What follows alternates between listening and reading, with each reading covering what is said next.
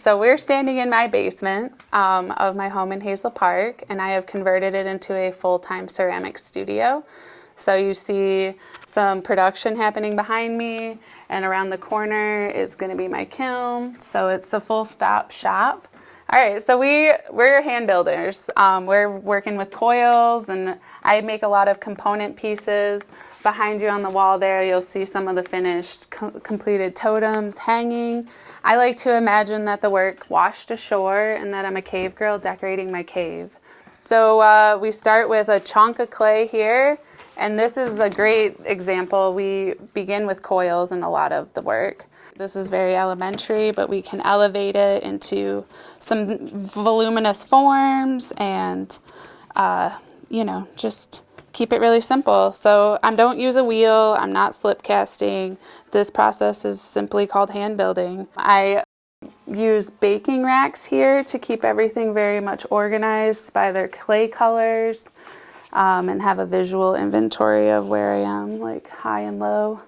So after this process, I would let this stuff dry on a rack, and then we get it all back out again, and we use sponges. So here it is all dry. There's a little chunk of what we call Oreo. And I would use a wet sponge and sand all of these soft like a wave, eroding things on the beach. After I wet sand them and erode them, I load them into the kiln, and I have lots of shelves and stilts, and so we build this big 3D puzzle. It's packed full of the vessels and the totem pieces. They get bisque fired, which means a first firing, there's no glaze applied, everything becomes a really strong, brittle sponge. So after the bisque firing, I have a blank piece of clay. Here I applied the white glaze, and it comes in liquid forms. I use it in these 10-pound buckets. It comes in a liquid form. I apply the glaze, wipe it back off, load this into the kiln, and out it comes, signed and fired. So there's a couple more steps after that where we grind it and clean it and then tag it for retail. My philosophy is it having come washed up on the beach and sort of just bringing the outside in.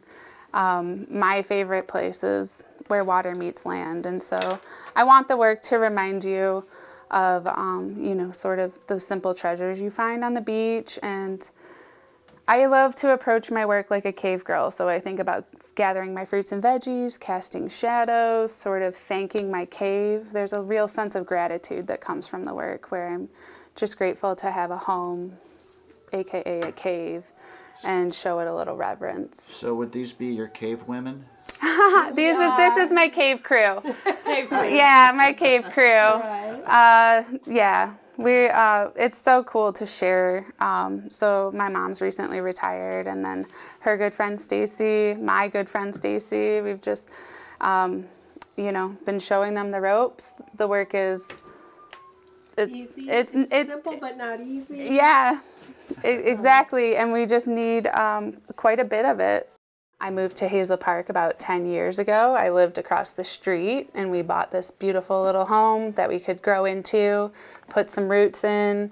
It was affordable and accessible, close to the city, close to the culture. So Hazel Park was a great spot for us to build a studio. Part of what was wonderful about living here in Hazel Park is I had a shop over next door in Ferndale for 4 years, a little retail location. And so I'm just, I'm watching John R. come to life, and I'm excited, and I can imagine maybe a storefront there one day, and